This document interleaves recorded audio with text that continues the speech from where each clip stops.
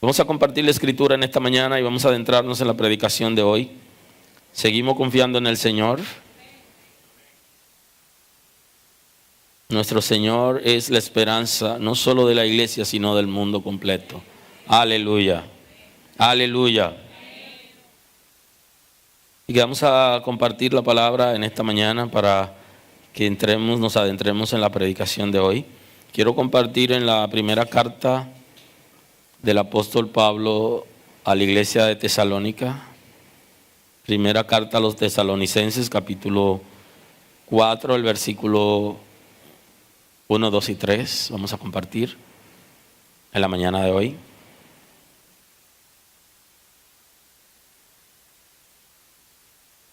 Y así comenzamos. Hoy hablamos de la sexualidad en el nuevo pacto, que es el tema que hemos venido hablando hace unos días, la segunda causa de distracción, y ahora vamos a hablarlo en el nuevo pacto. Nuestra próxima entrega, ya ahí estaremos hablando del matrimonio, y quiero tener con ustedes también unas predicaciones acerca del divorcio desde el punto de vista de la Escritura para estos tiempos y la responsabilidad de la iglesia frente al divorcio, cuál debería ser nuestra actitud. Y todo eso vamos a conversar en términos general amplio en nuestras próximas entregas. Así dice el texto de hoy en la primera carta a los tesalonicenses, capítulo 4, el versículo 1. Leemos en el nombre de Jesús. Por lo demás, hermanos, os rogamos y exhortamos en el Señor Jesús, que de la manera que aprendisteis de nosotros, como os conviene conduciros y agradar a Dios, así abundéis más y más. Pues la voluntad de Dios es vuestra santificación, que os apartéis de fornicación, que cada uno de vosotros sepa tener su propia esposa en santidad y honor, no en pasión de concupiscencia como los gentiles que no conocen a Dios. Muy amable.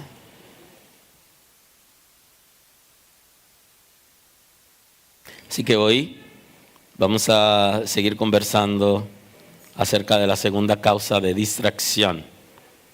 Hablamos en la primera causa de distracción, hablamos del dinero. Ya esas predicaciones la están subiendo ya. Ya esta semana, los que no participaron en ella, ahí tenemos una miniserie acerca del amor al dinero y del comportamiento de la iglesia frente al dinero y de los creyentes en términos general. Hay una ligera diferencia, considerable diferencia es la palabra, entre la sexualidad en el antiguo pacto y en el nuevo pacto. Inclusive en el nuevo pacto, la escritura es un poquito más fuerte que en el antiguo pacto. Para los que estaban pensando que el nuevo pacto es mucho más ligero que el antiguo pacto, ya tendríamos que hacer una predicación comparativa para analizar el antiguo pacto en general y el nuevo pacto en función de los principios. Pero hoy analizamos un aspecto en particular. En función de los principios, ustedes saben que hay facilidades que nos dan en la gracia que en la ley no nos dieron. Pero hay cosas que en la gracia son un poquito más fuertes que en la ley. Y justamente una de las dificultades ahí para algunas personas que se quejan de la gracia con relación a la ley es el fundamento del amor, que el mandamiento de la gracia está basado en el amor. Y entonces el amor aquí es mucho más estricto que el concepto de amor en el antiguo pacto. Porque en el antiguo pacto, de hecho, se permitía la guerra, la venganza, y había una ley que estaba, un principio que estaba dentro de la ley, que era una ley ya conocida universalmente, no solo en Israel, que es la ley del talión, ojo por ojo y diente por diente, o sea que la gente tenía posibilidad para vengarse. Pero aquí es un asunto de amar, de tolerar, de soportar y de cuidar. Inclusive hay una expresión de la predicación de Cristo que se conoce como la regla de oro, que lo engloba todo. Y Él está diciendo que lo que ustedes quieren que hagan con ustedes, hagan ustedes con los demás. Y yo creo que aquí es donde están nuestras grandes debilidades en la gracia. Que a mí me gustaría que me den un trato preferencial, exclusivo, que no me griten, pero yo no necesariamente hago eso, sino yo hago lo contrario. Inclusive en nuestra nación hay una serie de proverbios interesantes y uno de ellos dice que el que le gusta que le den no le gusta dar. Y el que le gusta hacer bullying es muy sensible cuando le hacen bullying. O sea que aquí, según esos proverbios de nuestra nación, aquí somos al revés. Esto sería que si a mí no me gusta que me pellizquen, no debería hacerlo. Si no me gustaría que me hagan bullying, no debería. Si quiero que me traten con dignidad, debería tratar a la gente con dignidad. Yo quiero que me amen, pues yo debo amar. Y esto se puede ver, por ejemplo, en los abrazos. Cuando usted abraza, simultáneamente usted ha abrazado. Y eso entra en lo que se conoce como la reciprocidad. Y el amor, de hecho, para poder disfrutarse, debe ser recíproco. Porque cuando alguien me ama y yo no correspondo su amor, yo no lo disfruto. Aunque la persona me sigue amando. Porque para yo disfrutar el amor tiene que ser recíproco. El amor no necesariamente es recíproco para existir, pero para poderse disfrutar sí, porque aún sin la reciprocidad sigue siendo amor y extraordinario. Y esas cosas interesantes pudiéramos un día compartirlo acerca de la ley y de la gracia, cómo funcionaban esos aspectos. Ahora, lo que nos toca hoy es observar que entre el antiguo pacto y el nuevo pacto hay ciertas diferencias con relación al tratamiento del pecador y con relación a la sexualidad. Hay una gama de expresiones que traen diferencia. ¿Cuál es el trato del pecador en el antiguo pacto? Dependía del tipo de pecado. Habían pecados que estaba establecido que la persona debía morir. Y hay conceptos como muera irremisiblemente. El juez no tenía libertad para decidir inocente al que había violado esos principios. Y ustedes conocen el gobierno de los ancianos. No es como hoy, que hoy la ley es mucho más flexible, la ley de las naciones. En Israel, cuando estaba establecido que alguien debía morir por violar ese punto de la ley, debía morir. Y con relación a la sexualidad, habían casos específicos donde la persona debía morir por haberse allegado a un animal, por haber allegado a la esposa de su papá, o por haber infringido otros principios como el del matrimonio, acostarse con la mujer de una mujer casada, por ejemplo, o abandonar a una muchacha virgen, estar con ella y no casarse con ella, abandonarla y todo eso. Es tan interesante que las normas estaban establecidas y no se saltaban. Por eso cuando usted observa que a Jesús le llevaron una mujer, porque Jesús, tanto Jesús como Juan el Bautista, transicionaron la ley a la gracia. Pero Jesús, sus predicaciones fueron en el contexto de la ley. Y cuando le llevaron la mujer para apedrearla, ellos pudieron haberlo hecho antes de llevársela al maestro. Pero esa mujer tiene tanta dicha, aleluya, que ellos la tomaron para tentar a Jesús, y eso fue la salvación de la mujer. Así son las cosas de la vida. Y entonces se la llevan al maestro, porque la idea era poner al maestro a prueba. Si él daba la orden que la maten, ¿dónde estaba su predicación de amor? Y si decía que no la maten, estaba violando la ley. Entonces él también merecía la muerte. Por eso es que Jesús, conversando con ellos, le dice que el que esté sin pecado, que tire la primera piedra. Y como habían ancianos en el grupo, de acuerdo al de mayor edad, se fueron retirando uno a uno, incluyendo los más jóvenes. Y luego el Señor le dice a la mujer: ni yo te condeno. ¿Dónde están? Ah, se fueron, maestro. Ni yo te condeno. Vete y no peques más. O sea, aún en ese contexto de la ley, le dieron la oportunidad, porque los ancianos del grupo estaban autorizados para lapidar a la mujer, para destruirla, producto de ese pecado, porque había sido establecido en Israel para que la gente respetara, para que todos los que violen la ley se den cuenta que él le esperaba. Pero ese caso era exclusivo cuando era la mujer. Si era el hombre, tenía la libertad para elegir varias mujeres. Y ya eso lo vimos, cómo se reguló, cuáles no debía. Y una de las que debía respetar era la que estaba casada, que sí incurría en pecado. En el nuevo pacto vimos la predicación anterior que habla de la dignidad de la mujer, que ese tema también lo vamos a trabajar en nuestra próxima entrega. Entonces aquí ya la mujer en el nuevo pacto recobra la dignidad que tenía Eva al principio cuando Dios la creó antes de pecar. Y como Dios ha restablecido en el nuevo pacto por el sacrificio de Cristo la dignidad de la mujer, entonces todas las cosas ahora son diferentes. Por eso es igual para el hombre como para la mujer cuando es infiel en el nuevo pacto, porque Dios ha restablecido por el sacrificio de Cristo en la cruz del Calvario la dignidad de la mujer. Y ahora tanto el hombre como la mujer, tanto el varón como la hembra, tienen las mismas dignidades como cuando el Señor creó a Adán y a Eva.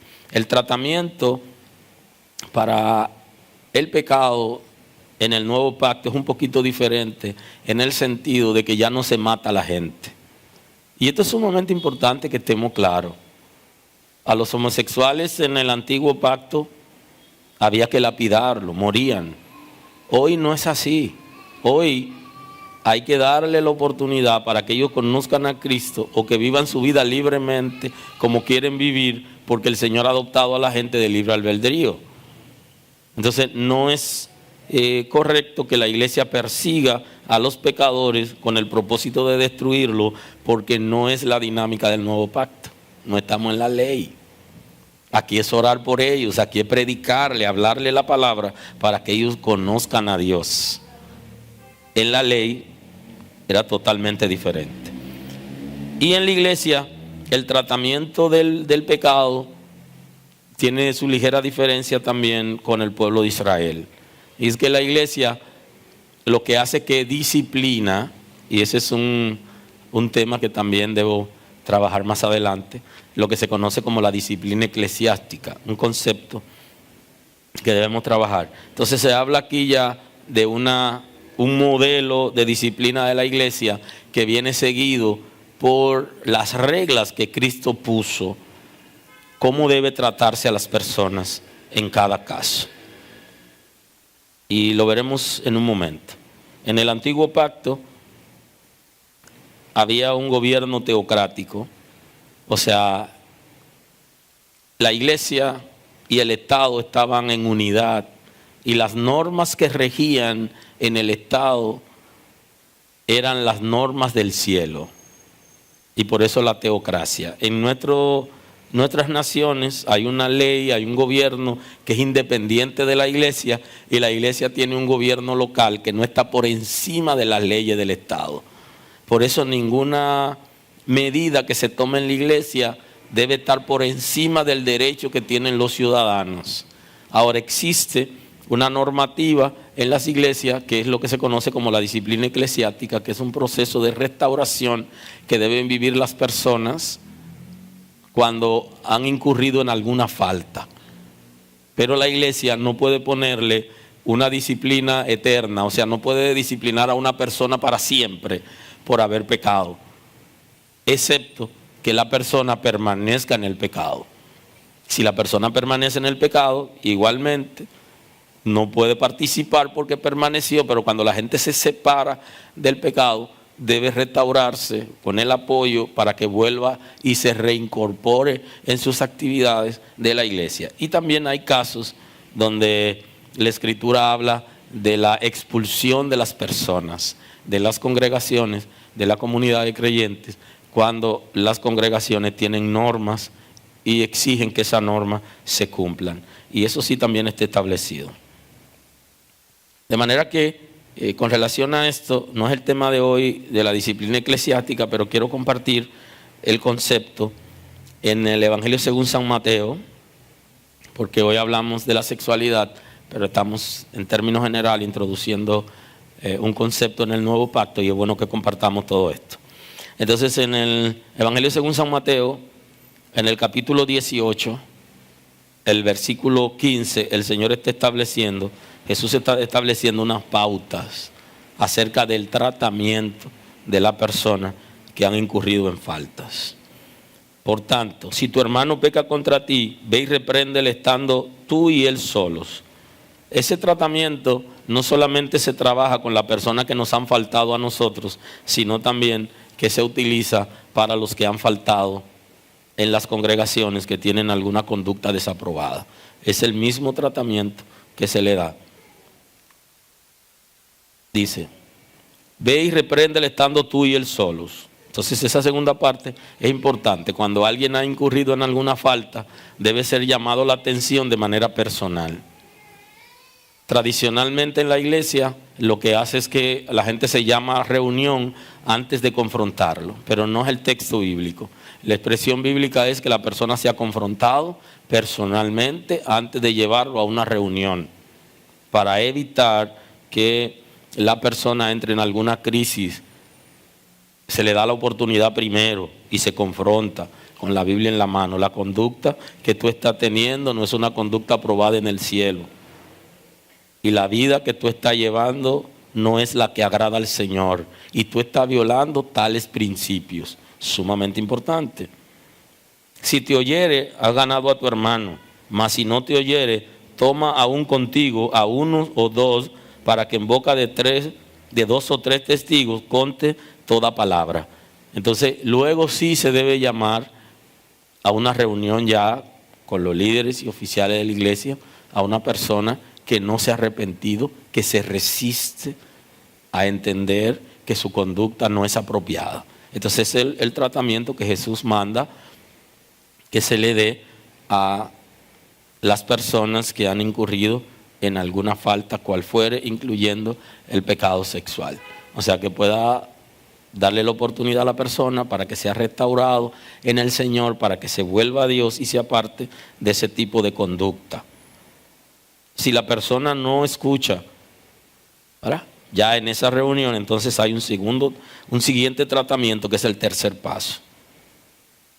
Si no los oye a ellos, dilo a la iglesia, y si no oyere a la iglesia, tenle por gentil y publicano. Entonces el tercer paso ya es una publicación de que la persona en cuestión es una persona delicada, peligrosa, que está involucrado en ciertas situaciones, que no se arrepiente y que es sumamente peligroso juntarse con esa persona por asunto doctrinal, por asunto de principio y por lo que está haciendo. Ya ese tratamiento, cuando llega ahí, ya entonces ahí es donde aparece tenle por gentil y publicano, que es el concepto de la expulsión de la comunidad de creyentes. Y hay un caso que se trabajó en la Escritura en la primera carta del apóstol Pablo a los Corintios. En el capítulo 5 de la primera carta a los Corintios hay un caso que se trabajó con una experiencia parecida, tomando en cuenta lo que Jesús enseñó, tomando en cuenta esos pasos, y se hizo todo un juicio de este acontecimiento. Voy a leérselo a grosso modo para que estén en contacto con el texto bíblico, la medida que se tomaron y todo eso, y luego vuelvo a mi texto de origen de hoy, para ver qué tanto podemos avanzar hoy en esta introducción de la sexualidad en el nuevo pacto. Entonces dice, de cierto se oye que hay entre vosotros fornicación. Ese es el concepto, está en 1 Corintios 5, yo le dije capítulo, versículo 1 en adelante. De cierto se oye que hay entre vosotros fornicación, y tal fornicación, cual ni aún se nombra entre los gentiles. Por tanto, que alguno tiene la mujer de su padre, y vosotros estáis envanecidos. Pablo está describiendo un caso que se le comentó por escrito de una situación que estaba pasando en la congregación de Corintios, y es que había una persona dentro de la congregación que gozaba de privilegios en la congregación, un hermano querido por todos, y que ya se había regado. Ustedes saben que las cosas se riegan por debajo, ¿no? Arden por debajo, y entonces se había regado que él estaba con la mujer de su papá. Ya saben, en una de las predicaciones anteriores le decía que la gente cuando llegaba a la iglesia llegaba con varias mujeres, y que la iglesia se lo permitía por la costumbre en ese momento, pero que se reguló que sea para los obispos y los diáconos, o sea, para los líderes de la iglesia, que no tuvieran más de una mujer y que pasaran por el colador antes de entrar, para evitar las rivalidades y las situaciones dentro de la iglesia y los escándalos. Entonces, aquí tenemos un caso que tiene que ver con eso. Tenía a su papá una mujer que no era su madre, y él estaba con esa mujer, y ya por debajo la iglesia estaba ardiendo con la situación y no se tomó ninguna decisión, y Pablo llama la atención acerca de ese comportamiento, y entonces le dice que están envanecidos por cuanto no habían tomado ninguna decisión, sino que aceptaron ese comportamiento como si fuera aprobado, y es un comportamiento totalmente rechazado tanto en el antiguo pacto como en el nuevo pacto. Y en la iglesia ni se diga, que alguno tiene la mujer de su padre y vosotros estáis envanecidos. ¿No deberíais más bien haberlos lamentado? O sea, le dice, ¿no deberían ustedes estar lamentando tener personas en la congregación con ese tipo de comportamiento, en vez de estar envanecidos como una congregación que siente que es muy liberal y que tiene tanto amor, que acepta que todo el mundo haga lo que quiera y no hay ningún proceso disciplinario, ni de apoyo, ni de asistencia, sino que cada quien hace lo que le viene en gana? Entonces, no procede. Y ni hablar de lo que pasa hoy. Hoy pasan tantas cosas que los hermanos tienen una hija o tienen un hijo, y el novio va y lo visita y se queda en la habitación de su hijo, y la iglesia lo sabe y nada, como que eso es algo tan común ahora que no hay manera de que la gente pueda entender que aunque las cosas sean comunes, son pecados delante de Dios y que debe haber cierto respeto. Y algunos no lo hacen con la hija, pero lo hacen con el hijo, y entonces no es aceptable para los hijos de Dios. Entonces esas cosas envanecen a los creyentes, como wow, cuánto amor tenemos, que somos capaces de aceptar a esa gente. Entonces ese concepto de liberalidad, de libertinaje sería la palabra, lleva a la iglesia por rumbo equivocado y hace que los espíritus de maldad tomen control de las congregaciones en alguna área, porque no se regulan esas cosas, y los creyentes no deben aceptar ningún tipo de pecado, y cuando alguien está involucrado tiene que arrepentirse y separarse de esa condición y ser restaurado. ¿No debería más bien haberos lamentado para que fuese quitado de en medio de vosotros el que cometió tal acción? Le pregunta Pablo a ellos. Ciertamente yo, como ausente en cuerpo, pero presente en espíritu, ya como presente he juzgado al que tal cosa ha hecho. Se había ya popularizado la persona, lo manejaba todo el mundo, todos los conocían, y Pablo está tomando una decisión desde su ausencia, a la distancia. Está tomando una decisión y está mandando, él como cobertura de esa congregación está dando ciertos parámetros que deben tomarse en cuenta para tomar una decisión rápido y evitar que la iglesia fracase porque por debajo estaba ardiendo el pecado que se estaba cometiendo. Ya como presente he juzgado al que tal cosa ha hecho. En el nombre de nuestro Señor Jesucristo, reunidos vosotros y mi espíritu con el poder de nuestro Señor Jesucristo, el tal sea entregado a Satanás para destrucción de la carne, a fin de que el espíritu sea salvo en el día del Señor Jesús. ¿No es buena vuestra jactancia? ¿No sabéis que un poco de levadura leuda toda la masa? Y le dice, ¿no saben que cuando permiten ese tipo de pecado en la iglesia todos son contaminados de la misma manera que la levadura leuda toda la masa? Le voy a explicar el concepto, entregar a Satanás, que yo sé que están inquietos y que lo dejé ahí. Se lo explico en un momento. Limpiaos pues de la vieja levadura para que seáis nueva masa, sin levadura como sois. Porque nuestra Pascua, que es Cristo, ya fue crucificado por nosotros. Entonces está haciendo aquí una analogía entre el cuerpo de Cristo, la Pascua, la iglesia que ya ha sido purificada por el Señor, porque el Señor se ha sacrificado, y que nosotros debemos, como la Pascua se come pan sin levadura, la iglesia no debería tener levadura, no debería tener cosas que contamine. Y entonces el concepto entregar a Satanás está explicado un poquito más abajo, a partir del versículo 9. Lo voy a compartir y luego voy a explicar el concepto. Os he escrito por carta que no os juntéis con fornicarios, no absolutamente con los fornicarios de este mundo, o con los ávaros, o con los ladrones, o con los idólatras, pues en tal caso os sería necesario salir del mundo. Le dice, yo no les he escrito que ustedes no se junten con ellos, con los pecadores, porque si le digo eso, entonces van a tener que salir del mundo, van a tener que hacer un monasterio, trancarse. Entonces aquí él explica a qué se refiere cuando dice que no se junten con tales pecadores. Pues en tal caso sería necesario salir del mundo. Más bien os escribí que no os juntéis con ninguno que llamándose hermano fuere fornicario, avaro o idólatra, o maldiciente o borracho o ladrón.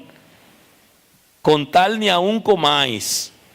Lo que está diciendo es, no acepten en el seno de la iglesia como bueno y válido a la gente que siendo llamado la atención por una condición de pecado, no se arrepiente. Eso es lo que está diciendo. No se junten con ellos. Y entonces el concepto de entregar a Satanás era ese.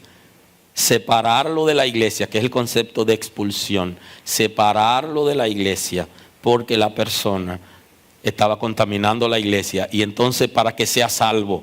¿Por qué para que sea salvo? Porque la persona, un creyente, una persona que conoce a Dios, cuando los hermanos se recogen, lo llaman a la atención y se recogen con relación a él porque tiene una conducta desaprobada, esa persona se avergüenza, sabe que está siendo rechazado por su conducta y se arrepiente de su pecado. Y ese es el concepto que está utilizando el apóstol Pablo, y le dice, yo le he dicho que no se junten con tales gente, pero no es con la gente. No, es con algunos dentro de la congregación que tienen ese comportamiento. No se junten con ellos para que no aprueben, porque es como si estuviéramos aprobando la conducta de ellos. Ni coman con ellos, le dice el apóstol Pablo. Pero ¿a quién se refiere? Aquellos que son llamados la atención y que no se arrepienten, no proceden. Entonces, sepárenlo. Y ese es el concepto, separar a la persona cuando no ha aceptado, y Jesús está diciendo, ténganlo por gentil y publicano. Es justamente el mismo concepto. Sepárenlo de ustedes, no se junten para que la persona se arrepienta. ¿Qué hace la persona?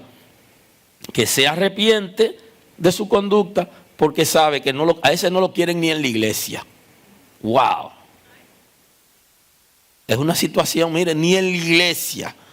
Entonces eso le genera remordimiento, dolor y trae arrepentimiento. Y entonces la persona procede y luego la iglesia lo recibe en su seno. Muchos lo que hacen es que se van a otra congregación y en la otra congregación tienen una vida diferente porque saben que ya lo han separado.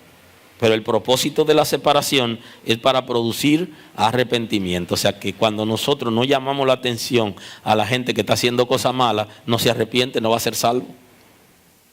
¿A quién amamos realmente? Amamos a la gente que le decimos la verdad.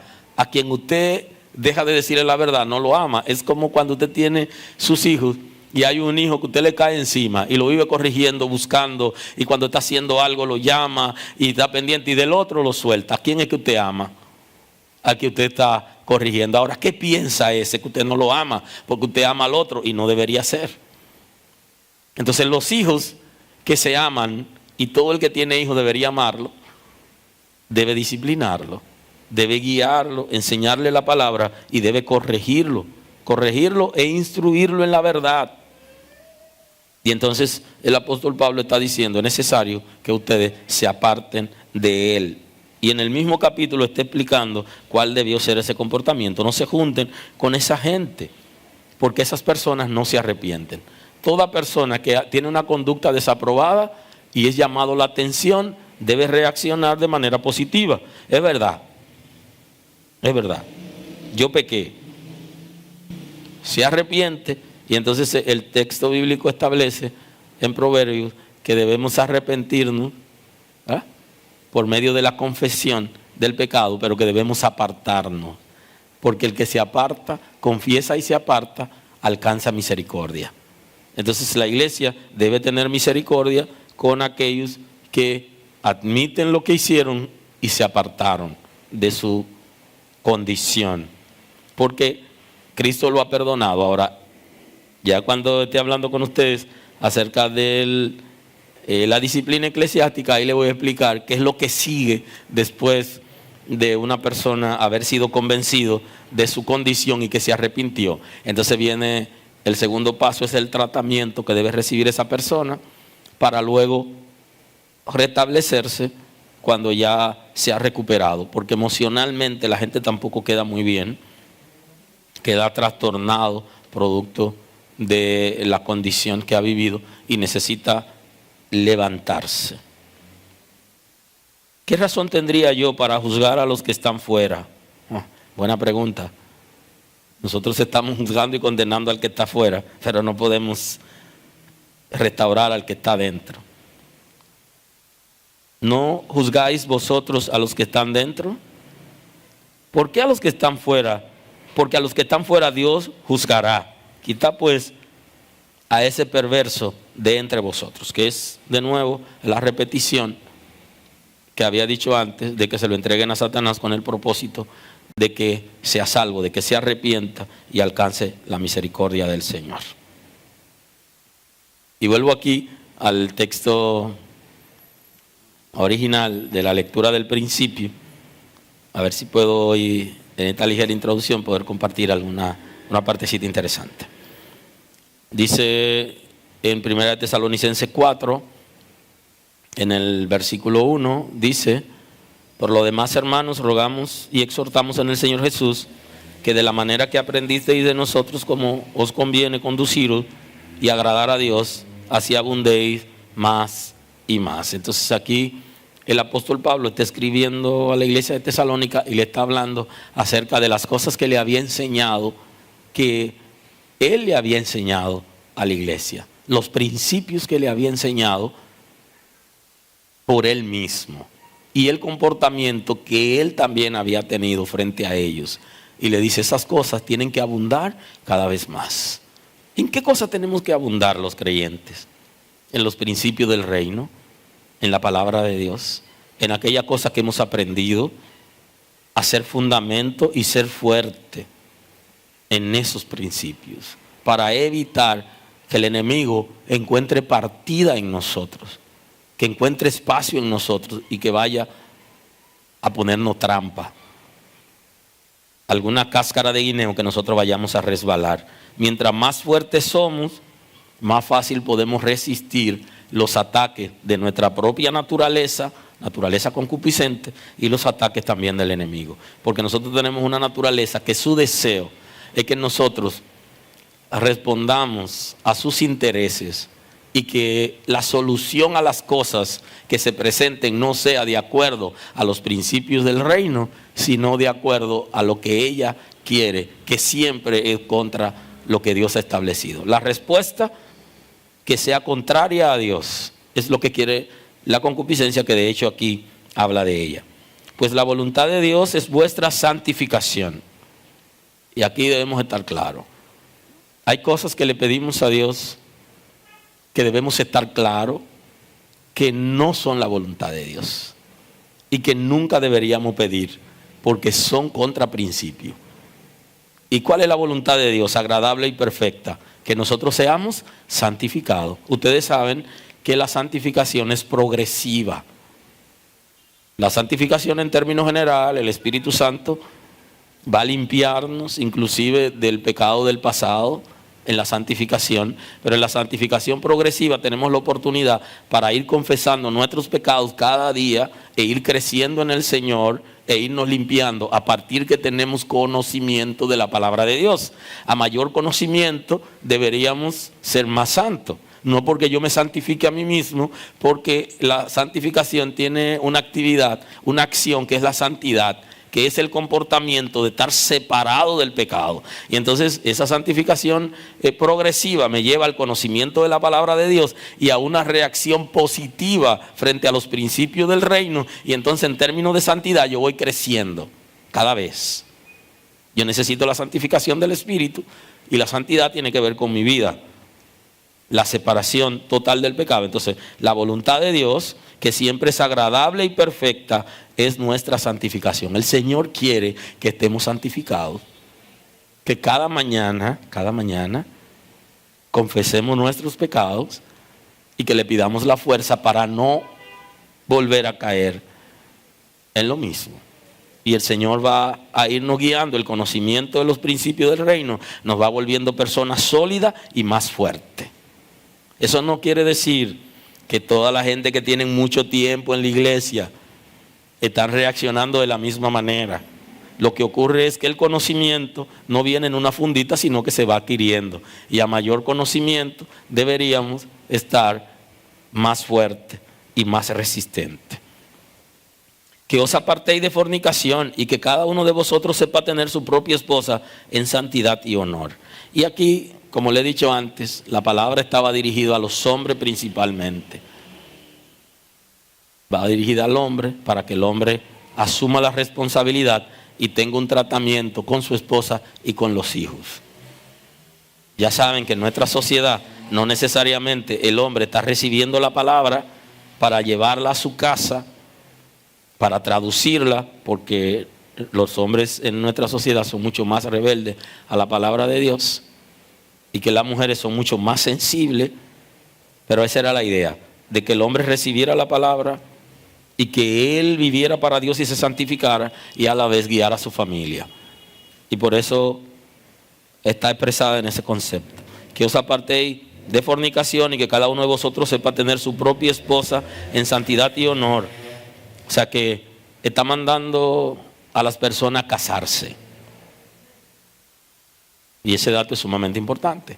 Está mandando a las personas a que entren en matrimonio y que tengan relaciones responsables de parejas para que eviten la fornicación.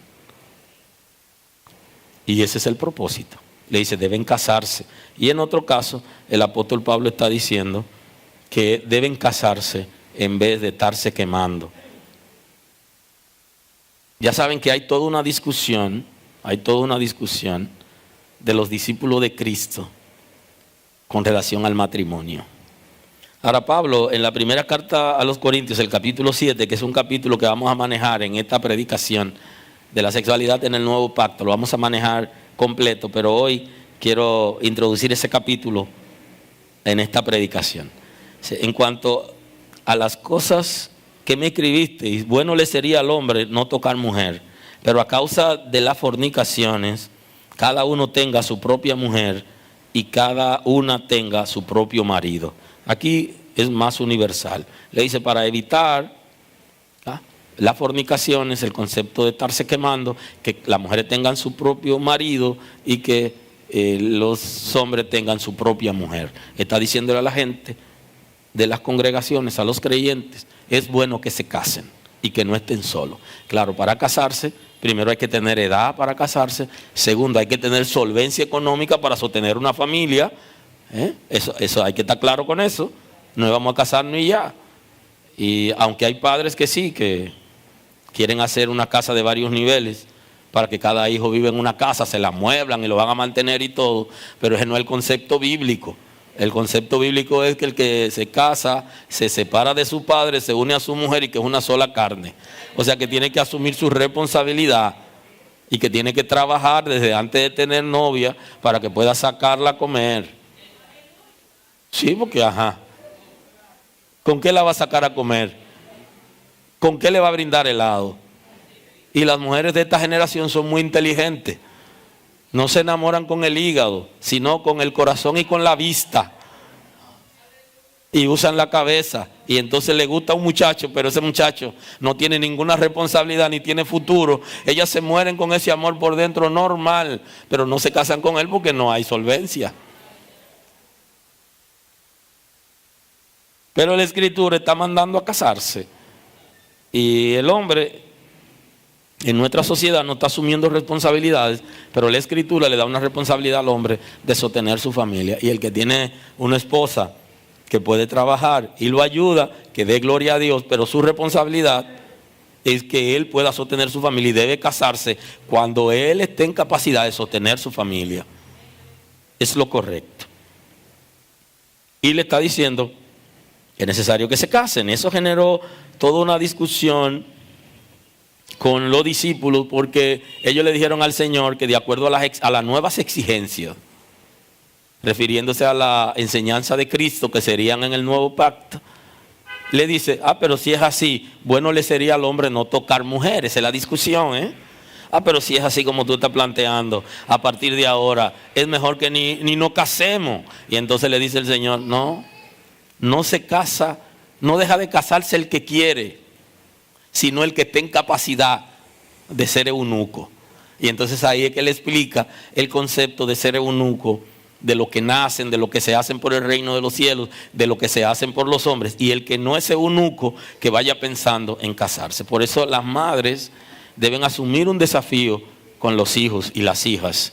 Cuando llegan a cierta edad, que trabajan, que son profesionales, que ya tienen posibilidad de casarse, deben hacer como hacen las palomas, que sacan a los palominos, los suben al aire y los sueltan para que se defienda. Y cuando se están ahogando, van corriendo y lo buscan y otra vez lo suben y lo sueltan hasta que aprenden a usar las alas y vuelan.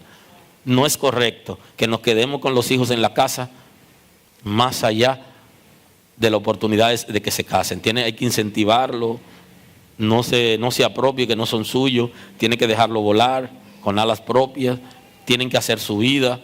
Las hijas también tienen que casarse, tienen que tener la oportunidad de tener su propia familia. Entonces hay que decirle, cuando tienen la edad apropiada, decirle, ya es tiempo, comienza a buscar. ¿Y qué, mi hija? ¿Tú no encuentras, ninguno te agradan de los que están en la iglesia? Pero yo vi a fulano detrás de ti, él parece un buen muchacho. Hay que avivarlo, o sea, ya llegó el momento. No podemos, si no son eunucos, ahora si son eunucos, ya usted sabe que su hijo es eunuco, que no se va a casar, y entonces usted no lo puede obligar porque él es eunuco. Ahora hay pocos eunucos ahora, ¿no? Aleluya. Entonces hay que empujarlo. Entonces esa gran discusión se parece un poquito aquí a lo que está planteando el apóstol Pablo. Ya veremos esa discusión de Jesús y sus discípulos más adelante. Que cada uno de vosotros sepa tener su propia esposa en santidad y honor, no en pasión de concupiscencia como los gentiles que no conocen a Dios. Entonces aquí está explicando cuál es el comportamiento de los gentiles, que es el mismo concepto que utilizó Jesús para decir, tenlo por gentil y publicano. Ténganlo por no creyentes, por personas infieles, que tienen relaciones sin responsabilidad. Y por eso él habla de pasión de concupiscencia. Y entonces está mandando, asuman responsabilidades, casándose, bien casados, y vivan en dignidad, en una relación de pareja sana, en dignidad. Y no como los gentiles, que son guiados por su naturaleza concupiscente, esa naturaleza caída que heredamos de Adán y que nosotros luchamos para controlarla. Los gentiles, o sea, los no creyentes, los pecadores, los que están fuera, viven abiertamente de acuerdo a su concupiscencia. ¿Y cuál es el concepto aquí? No se casan con la muchacha, pero continuamente están en el pecado sexual. Tienen fornicación continuamente y no se casan. Y no tendrán la necesidad de casarse y de establecer un hogar, porque cuando tienen necesidad, que es fisiológica, abiertamente, van y buscan una pareja o tienen pareja solo para eso, sin compromiso. Entonces está diciendo, no, que cada uno y cada una, establece el capítulo 7, se case, tenga su pareja y vivan en honor. Y que sean el uno para el otro. Que ella sea para él y que él sea para ella. Eso es lo que está estableciendo el texto bíblico. Para evitar el pecado sexual, que es lo que la Sagrada Escritura está trayendo en prevención. Porque la Escritura previene, dándonos la enseñanza para que evitemos el pecado. Y que no entremos en desgracia en la presencia del Señor. Bien, como ustedes saben, que tenemos por estrategia, ¿verdad?, un tiempo determinado para cada reunión. Ya voy a entrar en la parte final a ver si logro hacerlo. Y como nos volveremos a ver, pues ya seguimos ahí hablando las otras cosas que faltan. Entonces, el pecado va a afectar no solamente nuestras vidas, sino que también va a afectar nuestro futuro. Y por eso es que hay tantos hijos sin padre. Y usted se pregunta, ¿cómo hijos sin padre? ¿Alguien lo engendró? Sí, pero la gente no quiere asumir responsabilidad. Inclusive en las iglesias hay gente sentado que antes de conocer a Dios tuvieron hijos y que no tienen ningún compromiso con ellos. No lo buscan el fin de semana que le toca, pero tampoco lo sostienen. No han conocido a Cristo. Diría uno, no han visto a Cristo ni de lejos.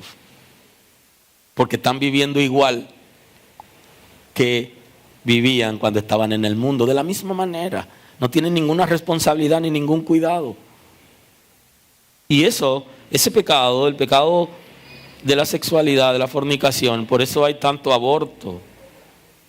Porque según las estadísticas, los abortos de las personas casadas que deciden abortar es mucho menor que de las personas que no están casadas. Es altísimo de los que no están casados.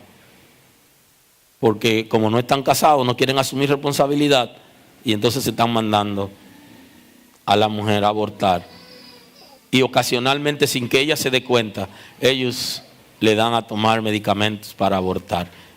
Y esa dinámica viene por el pecado sexual. Daña la vida, el futuro, y nuestros jóvenes que están aquí y adolescentes deben saber eso, que tienen que entrar en abstinencia hasta que se casen, que muchos no pueden terminar la carrera universitaria porque tuvieron hijos antes de tiempo, tanto la muchacha como el muchacho, y luego tienen que dejar la universidad para irse a trabajar, para sostener sus hijos. Y creo que este también es un comportamiento que se da en las iglesias, que fácilmente un muchacho embaraza a una muchacha de la iglesia y no se casa con ella, ni se quiere casar. Y la iglesia, bueno, él no quiere casarse. No, la iglesia debe tomar una medida disciplinaria. Y el concepto aquí que aparece, que dice el apóstol Pablo, pero si embarazó a la muchacha y no se quiere casar, ¿cuánta más va a embarazar en la iglesia? ¿Cuánto usted cree? Y no se quiere casar. Estuvieron juntos pero no la amaba. Papá, hay más iglesia para que te salve. Y eso es lo que está diciendo el texto bíblico, y ese es el concepto de la disciplina. De llamarlo y decirle, bueno, pero usted Se enamoró de ella porque usted estuvo con ella. ¿Y ahora qué pasó? Ah, no, que yo, que entonces, que ella. No. Si se queda en la iglesia y no se toma ninguna medida, prepárense, que la próxima hija va a ser la suya que van a embarazar. Y le va a decir lo mismo. Porque ya sabe que la iglesia es flexible. Y a eso era que se refería el apóstol Pablo. No se junten con tales personas. Sepárenlo. Oh, pero, ¿y qué va a hacer si ya embarazaste a la muchacha? Se supone que la iglesia tiene que llevarlo, apoyarlo, restaurarlo y que se casen y que tengan una familia y todo, pero que no esté enamorado. Y esto es así. Pero mira, la iglesia le pone la vida fácil a la gente. Y entonces, eso es lo que está regulando el apóstol Pablo en la iglesia de Corintios para enseñar a que tienen que respetar y que las relaciones se establecen en honor, con responsabilidad, y que son los impíos los que tienen ese comportamiento. Entonces, cuando un creyente tiene comportamiento de impío dentro de la iglesia, debe arrepentirse y la iglesia le da una oportunidad de restauración. Pero si sigue igual, entonces ya no es iglesia. Así que si usted tiene un varón, tiene que cuidarlo tanto como cuida a las hembras. Porque usted sabe que en este país, usted no sé si lo ha escuchado, que la madre decía, bueno, yo tengo mi gallo suelto, el que tenga su pollita por ahí que la asegure. No, aquí no. Aquí hay que cuidarlo a todos, a los varones y a las hembras. Usted tiene que cuidar el suyo y cuidar la ajena. Cuando se arme el huidero, la mamá va presa porque la muchacha era menor y su hijo es adulto y fue en su casa y no lo cuidó. ¿Alguien está aquí hoy?